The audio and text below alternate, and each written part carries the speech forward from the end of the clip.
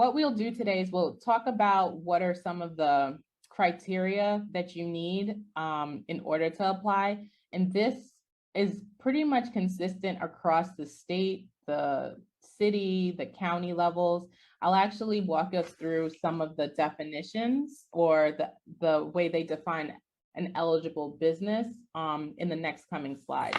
So I'm not sure if everyone is from the Empire State, but almost all states offer this certification. So while we'll be speaking specifically about New York City, and Nassau County, Nassau and Suffolk counties, this program does exist in other states as well. So I definitely invite you to also do some research to see if, hey, I'm out of state, you know, do I want to get this certification in my home state and potentially in other states as well. So there is a level of reciprocity or the ability to get this certification in multiple jurisdictions, but it does require you to get it in your home state first before you decide to get certified in New York or another state that's not your home state.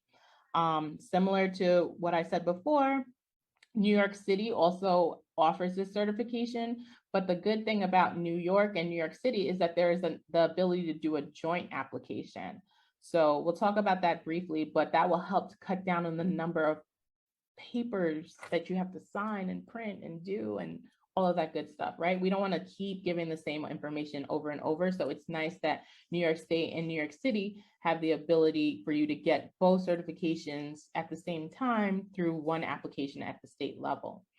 Nassau County, I've also seen, offers a short form to anyone that already has the New York City certification. So naturally, what I recommend is to get certified at the state level with New York, do the joint application so that you can do New York State and City at the same time, and then do the Nassau County short form. That is the best way to cut down on paperwork, time for processing, and potentially get into 3 databases in a more expedited manner. Suffolk County, I've looked, I have not seen a short form. They do have their own application, but again, at least if we can cut down doing full applications on New York City and Nassau County, maybe you do 2 long forms as opposed to 4, right? Next slide, please. And even though I'm identifying the eligibility and the fact that this is offered at all of these different levels, you're not required to have the certification at each level. Maybe you're someone who says, hey, I want to focus on state contracts versus city contracts, or hey, maybe I only want to do Nassau County contracts or Suffolk County contracts. You are eligible to apply at any one of these levels. It's not required for you to apply at all 4. I'm simply providing the information in case you're looking to, you know, maybe this year start one application and then in the future get into additional databases. So eligibility for New York State. New York State defines, they actually break it out into MBE, which is Minority Business Enterprise, and then WBE. It's still virtually the same certification. They're just being a little more specific as to how you qualify in both categories. So if to qualify as a minority, the business enterprise must be at least 51% owned and operated and controlled by US citizens or permanent resident aliens who meet certain ethnic definitions, which include Black or African American, Hispanic, Asian Pacific, Asian Indian, or Native American. To certify and qualify and be eligible as a WBE or women-owned business enterprise, the business enterprise must be at least 51% owned and operated and controlled by a US citizen or permanent resident who is a woman. Okay, next slide, please.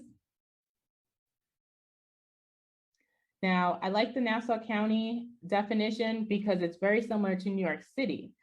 All of the same things that existed at the New York State level for eligibility exist at Nassau County. So you must either be an MBE or WBE, meaning I qualify as a minority, as a woman, or hey, I'm a minority woman.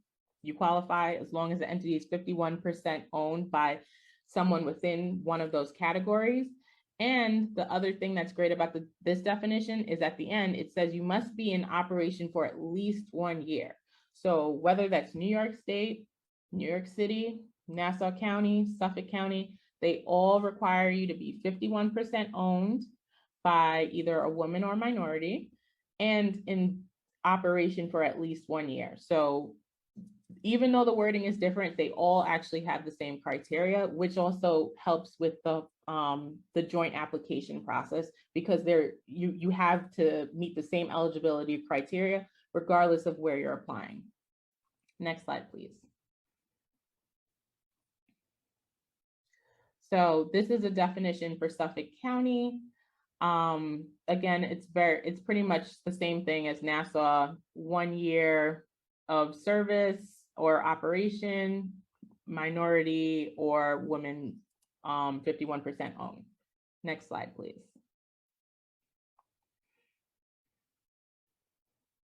All right, so we've talked about what it is, why we want it, and we kind of touched on how, but now I'll actually go through the application process. Next slide, please.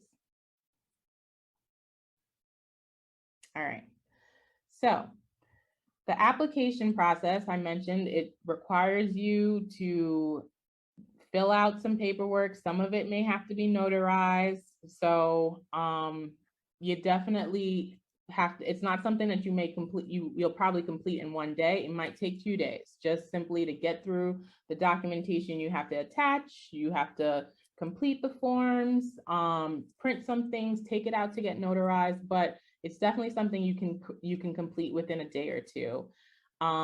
So once you complete your paperwork, in order to complete your paperwork, you will actually register in the appropriate portal. So for New York State and New York City, these are online applications. For Nassau County and Suffolk County, these are paper applications. So you will actually download the paper applications by PDF, and then you'll mail it into the respective administrator, who will review your paperwork and documentation in order to get it approved and reviewed.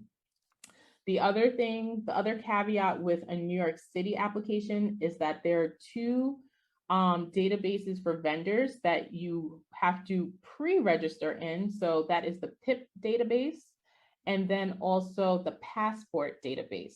So those are important because in those databases, you will actually put a little more detailed information about your business. You'll register as a vendor with the city so that they can say, okay, you're approved to go through the procurement process with the city, but then you'll also add something that's called an NAICS code or a NAICS code. And that is, it's almost like a giant database of businesses, but it basically categorizes all of the services a business can, indexes all of the services any business can operate under or provide.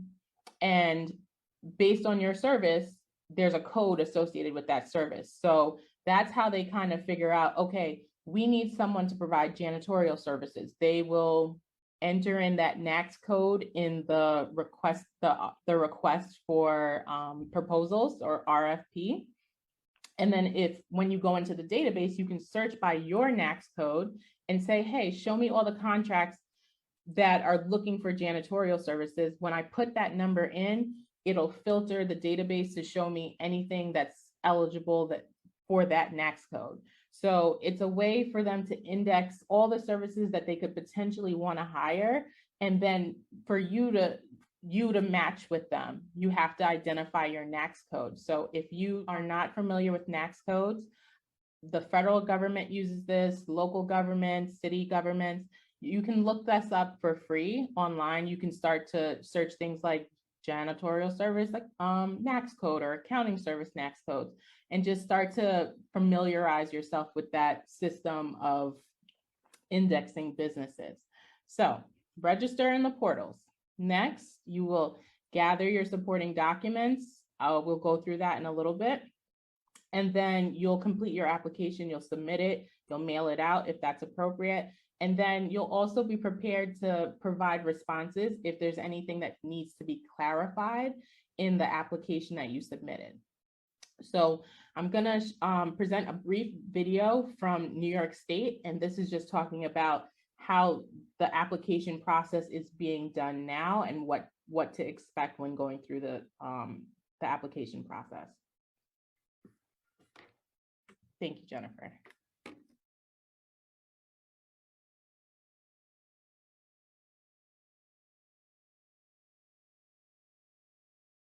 The assistance they need.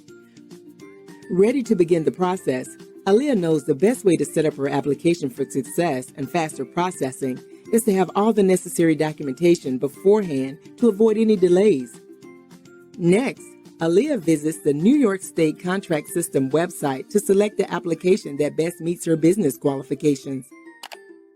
Aaliyah knows to thoroughly check her submissions for accuracy. This includes selecting which NAICS codes best fit her business and the work she has experience in. It's important to note that an incomplete or inaccurate application may slow the certification process. Right, it's up to the customer to really lead this process. When submitting her application, Aaliyah knows there will be a waiting period for her and all applications that go through before starting the certification process. The Division of Minority and Women-Owned Business Development is pleased to have a new decentralized certification process that helps manage applications more effectively and efficiently. The process includes 4 phases: application intake, document verification, compliance, and decision support. This process allows every customer to know where their application is in the process. That's right. During the application intake phase, the division ensures all the criteria for a New York State MWBE certification are met and documentation is submitted. While waiting, Aaliyah can contact customer care to see where her application is in the queue. In the document verification phase, the division will review the qualifying documentation. Please note that the additional documentation may be requested by the division for clarification. The applicant is responsible for leading this effort. The sooner the documents are submitted, the faster the division can process the application. Right again. The sooner the complete and accurate documents are submitted, the faster the division can process them. Since Aaliyah took the time beforehand to make sure proper documents were submitted on time, her application will likely move through this phase quickly. During the compliance coding phase, Aaliyah's business is assigned at least one commodity code, such as NAICS codes, for obtaining business opportunities with the state of New York. Finally, the decision support phase determines the outcome of Aaliyah's certification. As expected, her business is successfully certified as a minority and women-owned business in the state of New York and listed in the New York State Directory of Certified Firms. The Division of Minority and Women's Business Development is ready to grow your MWBE business through this fast, free, and easy framework. All certified MWBs should access and utilize the New York State Opportunities eBook. Identify opportunities. Prepare capability statement. Connect. Outreach to state agencies and authorities. Take the certification assessment today and find out if your business may be eligible for New York State MWBE certification. Mine was, and I'm so excited to get started.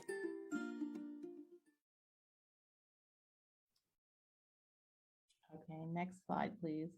Thank you, Colleen. All right, so I invite you to take a screenshot of this page. We will share the presentation at the end, but if there's anything to walk away with, it's the location of these applications, right? Where do I go to find these applications and to even figure out how to get started? Okay, so I shared here the short codes or the short URLs for these websites. If you take a screenshot and enter these into your browser, it'll pull up the actual state website. Again, always make sure that whenever you're providing internet information over the internet, that you look for a .gov or .nyc, or just make sure that you're anywhere that you're being directed is the actual government agency. Can't stress that enough. I've also provided instructions. So if you wanted to Google it on your own to find the website or the application, these, if you enter these terms, it's normally the first result that will pop up in Google will be the actual application or agency website where you can easily get to the application. So next slide, please. All right, so we spoke about the process. Now, what is it that I actually need to start pulling together? So this is a checklist from the New York City application. I have reviewed the New York State application, and the documentation is pretty much consistent. So you will need a resume, an updated resume for the owner, a bank signature card showing that you have a business account set up for this business and that you're authorized to sign for that business, your tax returns, and we'll talk about which ones are required for what type of entity in a second. You will also need proof of citizenship, or that you are permanent resident alien or you meet that status. Things like a passport can help you to meet that step, or a green card, license or permits, if those are applicable for your business. If that makes sense for your business to have a license or a permit to do that service, then they'd like to see copies of those. If you currently lease a space, a copy of the lease agreement. This is, again, the reason it sounds like a lot of things, but it's especially with just seeing EIDL and PPP and how easily people were able to kind of apply for those programs. The government, especially for this, they're kind of saying, no, we need to really do a little more due diligence and make sure that we are identifying and earmarking these dollars for the right individuals or the right groups, because we don't want anyone to take advantage of the opportunities that exist if you are an MWBE certificate holder or certified vendor. You'll also need a contract or an invoice so that they can establish that you're still operating or that you're still in business at some level. Minority group status, that proof is normally, I want to say, on your birth certificate. If you have that, it will satisfy that step. And then your business or your startup organization documentation. So this table at the bottom is great because it tells you what's required if you're a certain type of business. So if you are a partnership, you will most likely have a business certificate or a partnership agreement. If you are LLC, you should have your state filing receipt from when you filed your articles of organization. You may also have some type of operating agreement or partnership agreement, that type of documentation that really says, how is our business operating? How do we split profits? Those kind of things. If you're a corporation, you should have a filing receipt, articles of corporation, articles of organizations are for LLCs, articles of incorporation are for corporations, some type of partnership agreement, or, it's basically kind of like the bylaws or what the rules that exist in your organization. So that applies actually across all entity types. You really should be documenting or creating some type of formal agreement to say, this is how my business is planning to operate. I'm not gonna pretend like I don't know some people out there that are operating businesses without these things, but I'm sure Jennifer is, is squirming over there hearing this, but it does exist, right? It happens, but it's not too late to start to put some of that documentation in place. And I always recommend, yes, have your CPA look at it to understand the effect it'll have on your business, on your finances and your financial statements, but have an attorney look at it too, because they understand the laws that exist in your state. So it's really important to get at least two sets of eyes on that kind of documentation. And then, yeah, stock certificates, that really exists more on the corporate level as well. So I know I told you I would tell you the tax returns. So today's session, we're not going to go too in depth on the different types of entities and, how to form them. That will be another presentation I'm sure we'll bring in the future. But just to give you high level, what should you be filing if you're a new business? You should be filing, if you're a sole proprietorship or a single member LLC, that will be a Schedule C on your 1040. If you are a multi-member LLC, meaning there's more than one member, or you're a partnership, you'll be filing a 1065. If you make an S Corp election, you'll be filing an 1120S. And if you're a corporation, you'll be filing an 1120. So if that sounded like a lot of gibberish and just numbers and letters, that's okay. I just invite you to do some research on that if you're considering, creating a legal entity, and just knowing what does that mean tax-wise. All right, next slide. Right, before we move forward, I just want to echo Adrienne's comment. As an attorney, please be legit when you do this. Do not end up like those that we know who now owe the government millions of dollars. Do this the right way. We are absolutely advocating that you do this the right way. Have an attorney look over your paperwork if you can. Yeah, definitely very important. And if you don't have any in your circles currently, reach out to someone, send a message, let us know, and maybe we might be able to connect you with someone, or do a search, start to think about those kind of things. So now I will pass it over to Dr. LeBird, who will talk about what to consider after applying. Thank you. Thank you, Adrienne. That was super informative. Actually, I was taking some notes myself on some things and what I can include from my students. And so before we get to the slide, I really want to emphasize, because we may have folks who are not at the stage of application, but are also at the stage of doing business, maybe doing business without legal entity and tax structure in place. So again, I echo the same sentiments in terms of, one, making sure that 2020 was kind of hustle year for everyone, right? 2020 really allowed people to understand and be creative and innovative with how they could generate income and create their own businesses. So just looking at some numbers alone, 4.4 million new small businesses were created in 2020, 5.4 million in 2021. So we have all these people now who have businesses, and the definition of a small business is really, for some, it's not that small, right? Less than 1,500 employees and a max of 38.5 million in annual revenue. So not what we traditionally think when we're talking about a small business, but I can't emphasize enough, if you are at the stage where you're creating your business, or you've been running a business without the formal structure in place, take this information and keep it in mind as you're creating the business plan, putting that structure in place, because you have a year from the start of that official structure being put in place and operating, right? So it's not going to count if you've just been doing it from your living room and you put up an Instagram and a website, and I mean, and let's be okay, let's be 100. We start our businesses in our community, in our local circle, and that's a great thing. But having those structures in place, and a lot of that documentation that Adrienne talked about would be things that you would have put in place when you officially started that business, as well as things that you would have gathered along the way in your business plan. So that kind of leads into, you can go to the next slide, that kind of leads into some of the resources.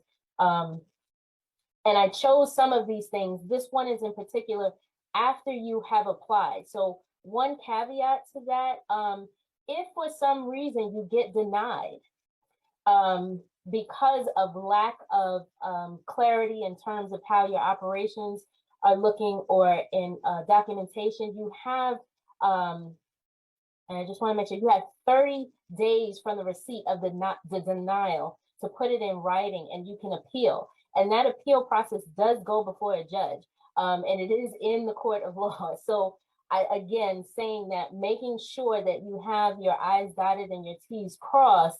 And what is good about that appeal process is that you will get a recommendation letter in return stating from the state and from the city, stating what you should be doing or what you need to do to correct, right? But we don't want to have to go through that learning process in order to get to the point where you're certified.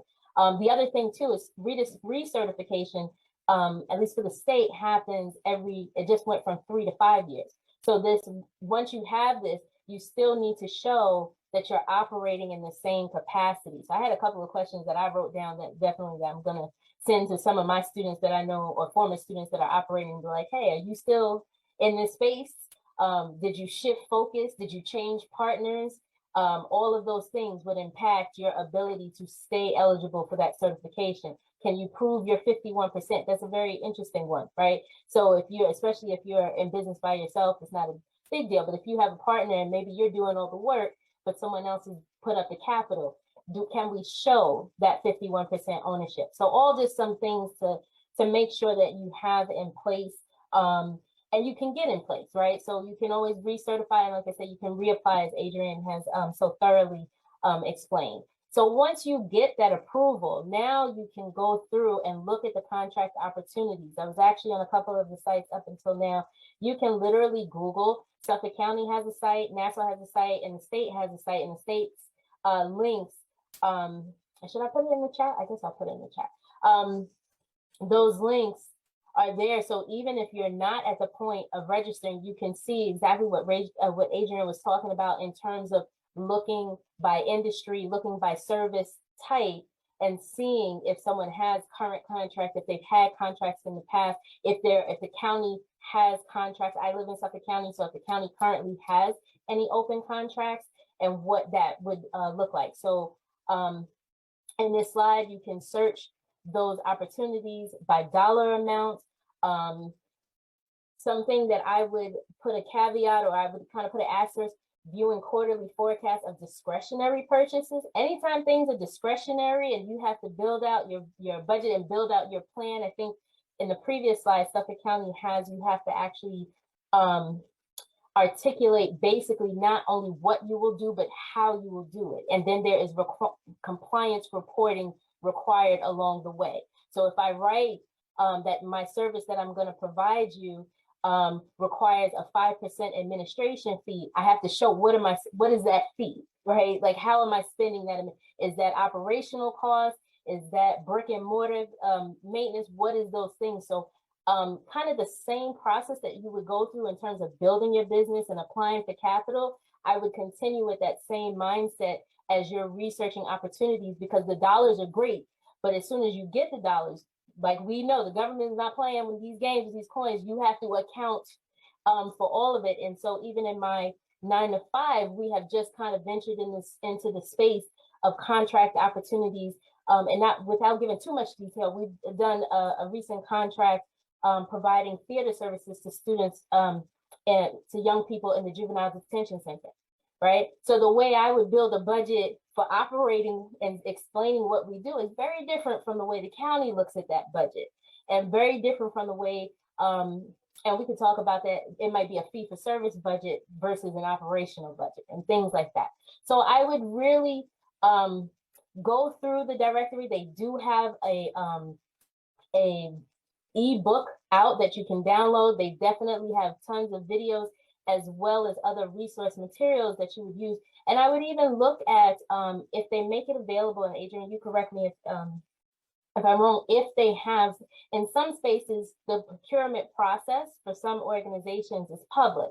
So you can look and see after the contract is awarded, the top 3 bids and kind of what they offered and what, I don't know if they put the pricing, but they may at least put the package of what they offered in their proposal. So give you, again, some scale and scope about what your competition or what your potential co-bidders are offering in terms of a contract and how likely you are to get it. Because again, if we go back to that number, 5.4 million new businesses last year, not in addition to the businesses that were already operating. So just making sure that you fully understand what you're signing up for, what you're committing to, and being able to report both because it's your business and because you're compliant with what is happening. So you can go to the next slide.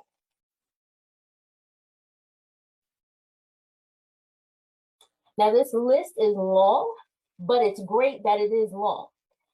There's some organizations that you may be familiar with. So we just at the top, 100 Black Men of Long Island, 100 Black Women of Long Island, Farmingdale, Stony Brook, Hofstra, Suffolk Community College, all have some dedicated centers to support small businesses, which also would provide different levels of education, workshops, and certifications in terms of supporting folks, in addition to helping them secure grants. So I'm not going to go through each one, but if you go on their website, and we have provided some links, you'll see the level of service they provide. And the great thing about connecting with these local organizations or coalitions is that they also provide networking. They also provide mentorship. So again, if you're at the stage where you are eligible, but still a little hesitant to move forward, these are great opportunities to connect with other business owners, other folks who have secured grants, folks, especially in Suffolk County. It is definitely kind of about who you know, because they provide you with valuable insight of who to connect with, who to ask the right questions for. It doesn't necessarily usurp the process. I'm not saying that, but the more information you have, the more successful you will be. And workshops and information like this, right? So if you haven't seen it to this level, just even in preparation of this presentation, going on, clicking the links, going through the directories, seeing how much is out there and how much opportunity is available. One, is kind of mind-blowing. Two, should be extremely inciting, right? Excited. Y'all know it is almost 8 o'clock on a Wednesday night, and we're excited about talking about certification to get this money, right? And that's the truth.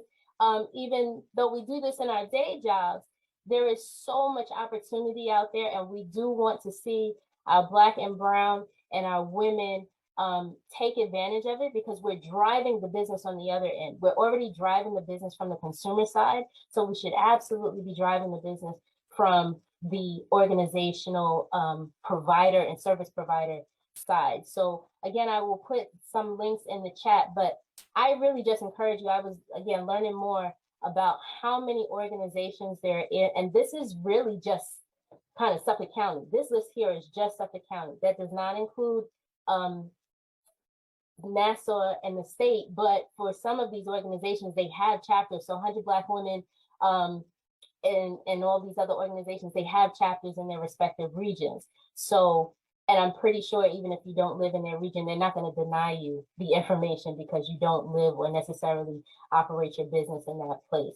So I really would encourage, even if you get together and do almost a work group and just say, we're going to apply at the same time. We're not necessarily going to apply together, but we're going to go through this process together.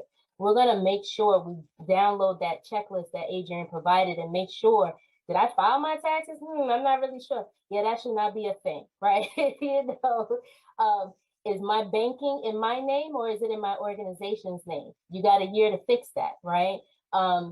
Is my Schedule C, am I itemized? Am I showing? Am I clearly doing receipts? Have I connected with the people? Have I already sourced some of the organizations that I may potentially want to work with? Because that's the other thing too. It's one thing to get the contract, but you may get a contract with a space that you don't want to be in, right? So part of that, you can also look and see, is there any issue with that organization? Is there turnover? Are they using some vendors for long term? Some of the RFP processes we'll see, they may be a 1 year, but it could be a 3 to 5 year. So if you've now established a relationship with an organization, you can use this tool to help you and this information to help you really build that portfolio of clientele on the public service side, and then continue to market and do the work that you're doing on the private side with the individual customer. And I think that's an amazing thing to start off as a very small business or medium-sized, whatever, and have now a portfolio of clientele that you can deal with. Because as we saw in 2020, so many organizations had to pivot and change their whole service model because what they were doing maybe just with brick and mortar, the day the door closed, business stopped. And so this is a way for you to diversify those opportunities. Next slide.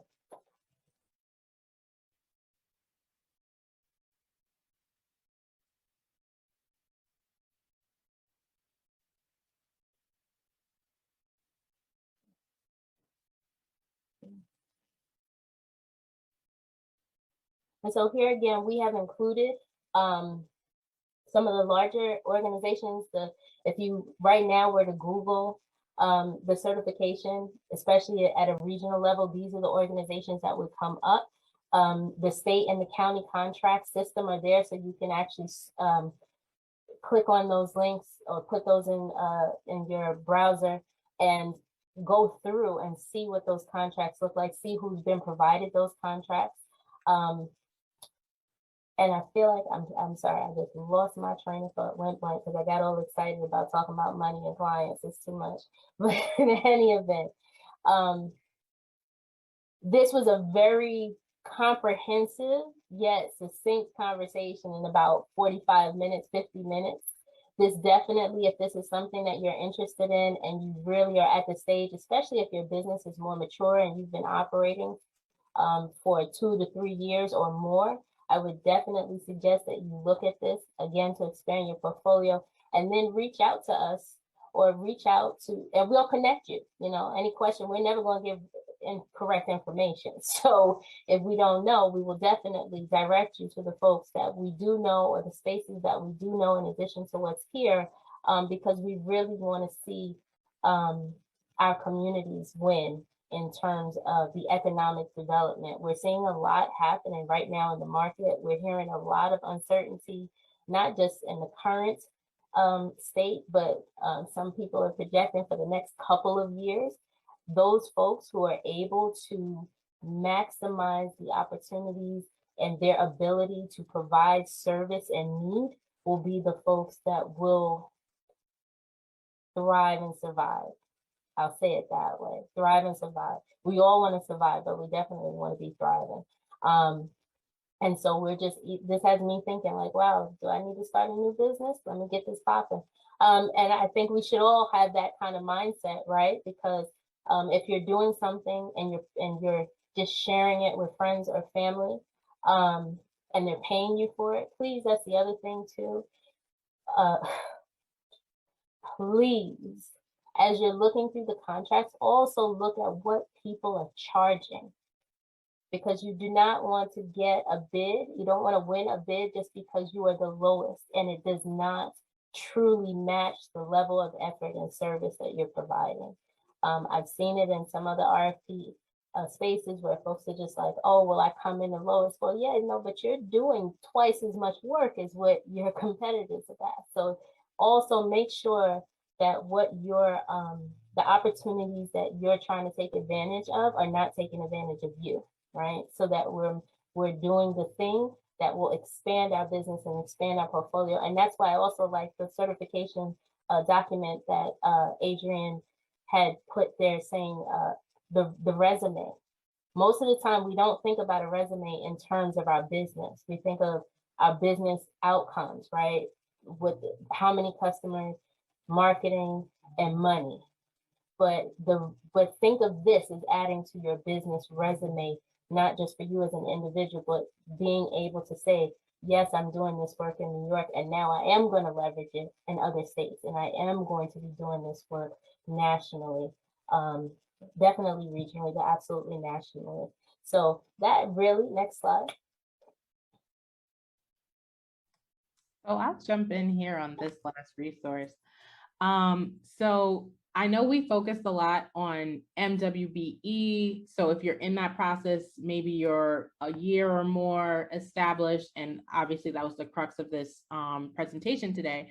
But I also wanted to provide a resource for anyone who may be in the startup phase. Maybe you haven't hit that 1 year yet. Maybe you haven't hit day one yet, right? So you may have an idea and you're trying to see how to build it into fruition. So this program is free. It's offered by Operation Hope in conjunction with Truist Bank. So even though they're located in the DMV area, it's a virtual program, so you can really participate anywhere. I invite you to reach out to one of the financial well-being coaches. Her name is Allison Sanka. This is her cell information and her email. So she, I know her myself, and she's an excellent facilitator. It's an 8-week course. It's free. I want to say the next session, they're actually going to cut it down to twice a week for 4 weeks. But at the end of that session, you will have a business plan. So they actually bring in presenters. They bring in the bank, and the bank you're sitting there with a banker, and you can ask her questions up front on how to get financing. What do you need to do? They cover marketing. They talk about all the different parts of a business plan, market research. You can then meet with your coach if you decide to go with Allison, but there are other coaches as well. You can meet with that coach and go through the business plan one-on-one to help you with writing that up.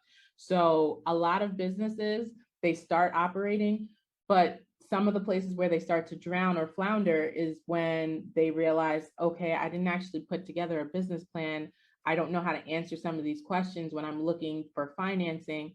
And whether you're someone who's established or you're on day one, this is invaluable to have people that you meet with weekly, and they're actually there just to help you for free write your business plan, give you templates. They also, on a weekly basis, will send you free resources. They'll go and do research for you. You ask them a question and say, hey, how do I do this marketing thing? They'll do the research for you and then send you the answer. Or, hey, what grants are out there? They'll do the research for you and then send you resources. So if you are someone who doesn't have staff or someone else to do the research for you, this is a way to get some free support as to how to even acquire capital and different options for you if you're on day one. So the presentation today is definitely something you might want to think when you're getting to day 365 to get the certification to launch you to the next level. But we also want to support those of you who may be starting out and may have some questions on business plans or just other aspects of starting up a business.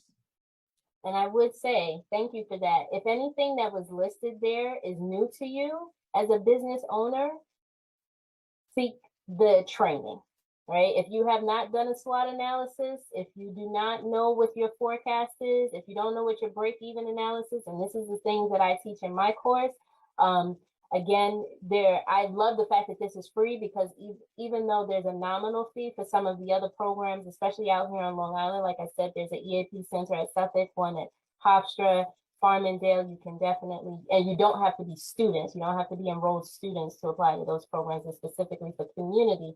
Why not go somewhere where you can get this information? Because no one's lending you money if you don't have a plan, right? And no one is trusting your business if you can't fully articulate in writing without you being the one to speak on it, to show the merits of and the value of what you're offering. So I think that is awesome. Wow. I'm speechless.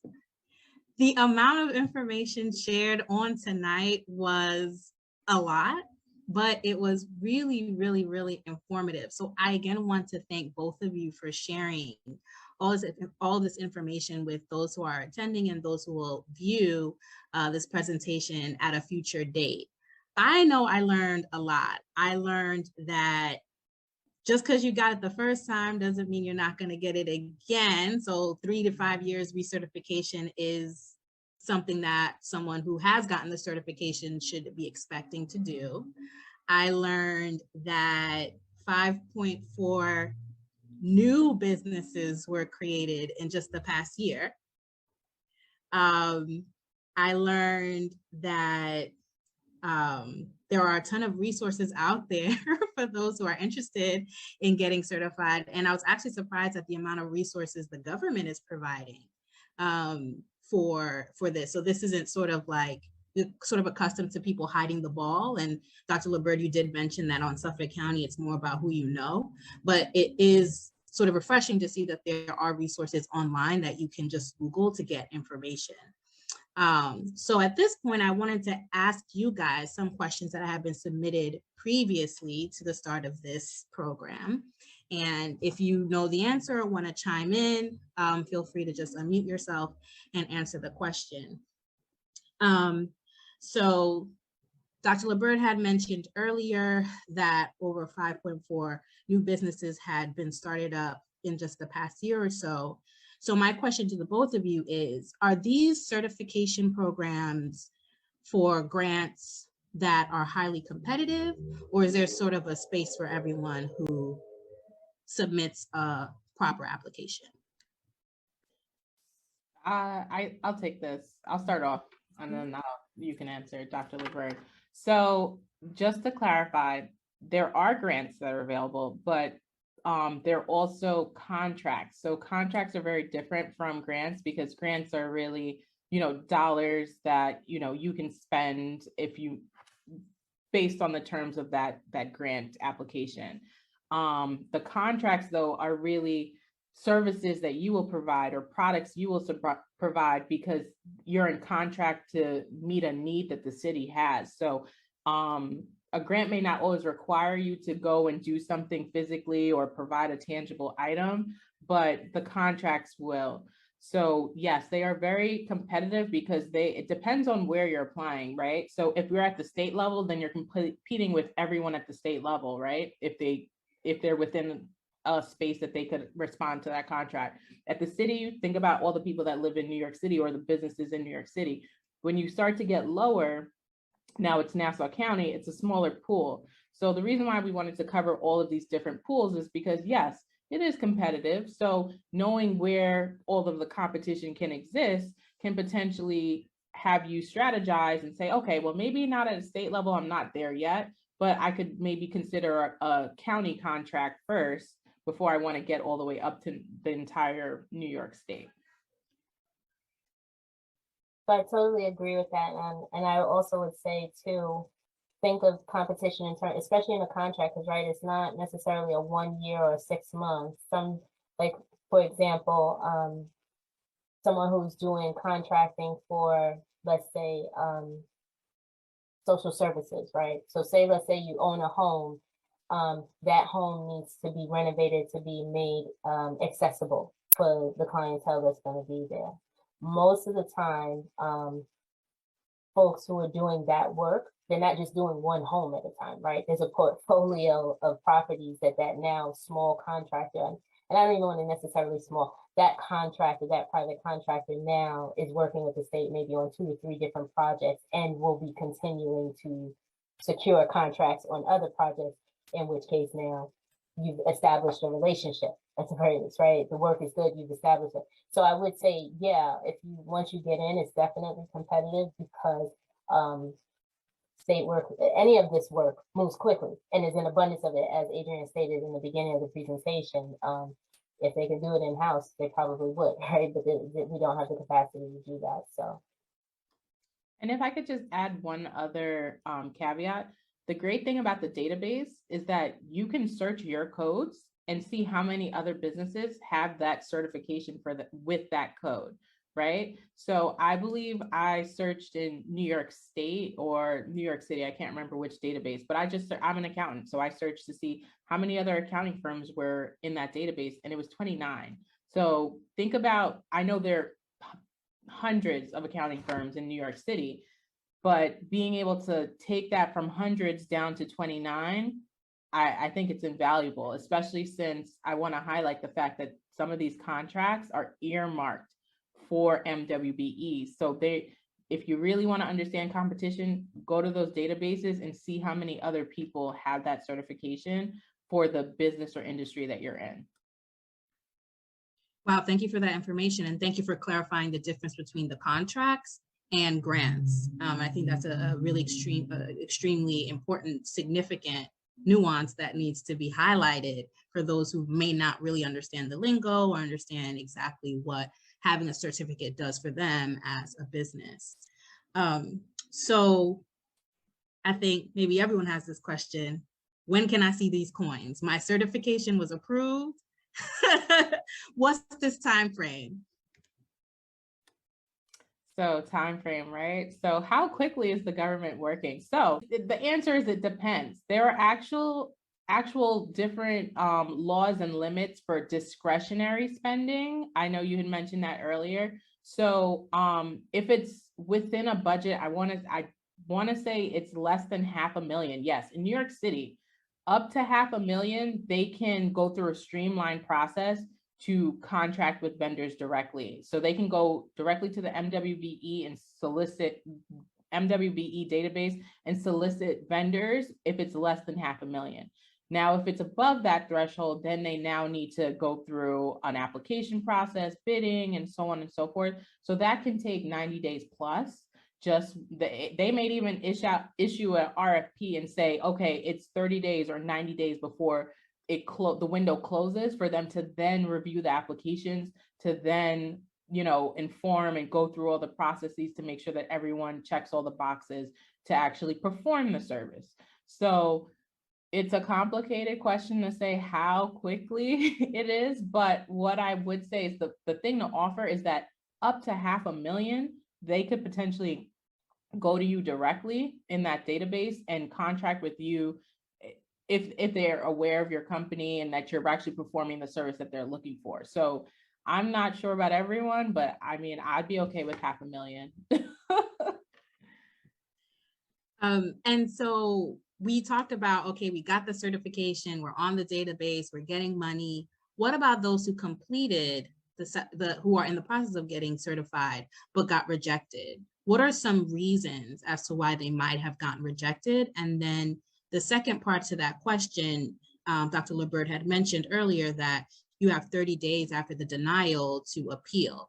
What happens if you've exhausted your appeal? Can you start again?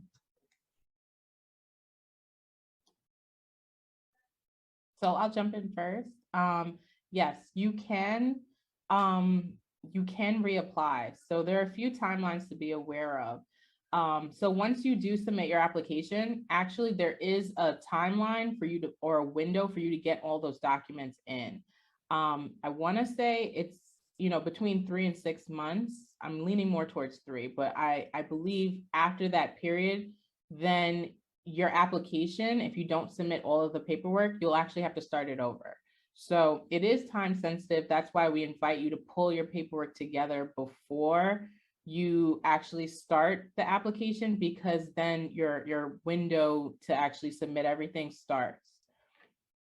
Dr. LaBerge, did you have anything else to add about the appeals?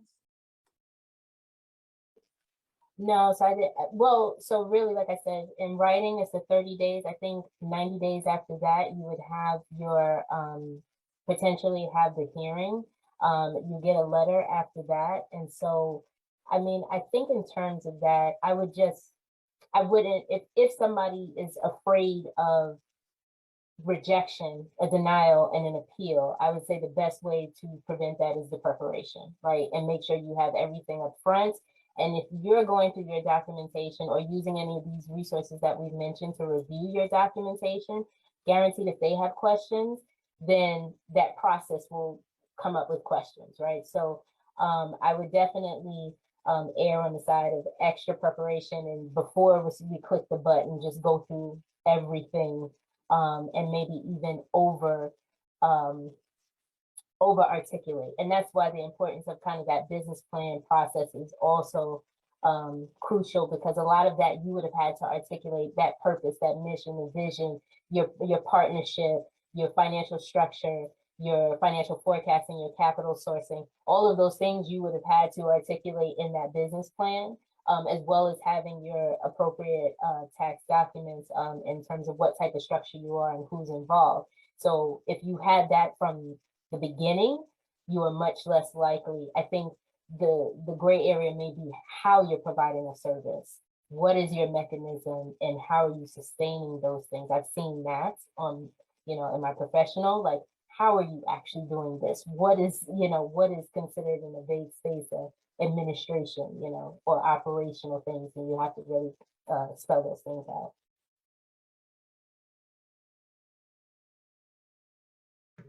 One last question, and this one came up a few times.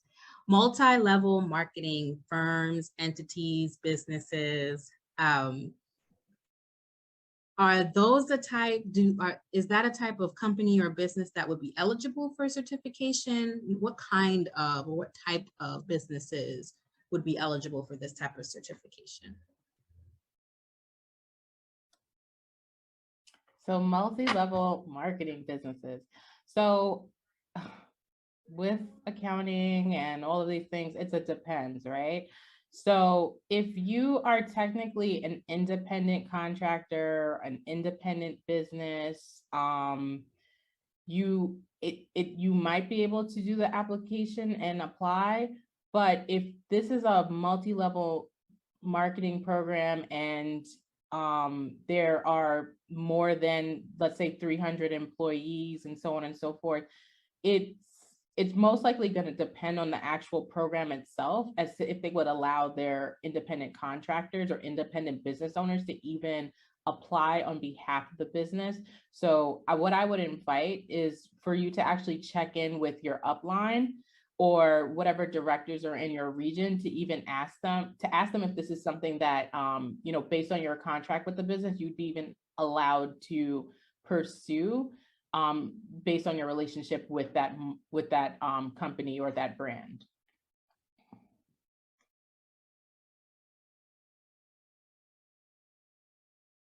Again, the legalese, right? But I know there's a lot of us who sort of are part of MLM structures, and so I'm sure would have thought maybe they could be eligible. So I appreciate and I'm sure those who are listening in also appreciate the guidance. So I did promise that was my last question. We are slightly over time, but the information was so valuable. This was so informative. I know those who attended really valued what you guys had to provide. I want to acknowledge Adrienne, who helped put this presentation together. I want to also acknowledge both Adrienne and Lauren, who put together an exhaustive list of resources that are out there for those of you interested in applying for a certificate as an MWBE. The money is out there for us, guys. The resources are out there for us. And if you need help or assistance, you have just heard for over 50 minutes some of the experts in this area. You can't go wrong with reaching out to these wonderful, wonderful, beautiful women, smart and intelligent women who will be able to guide you through this process almost seamlessly.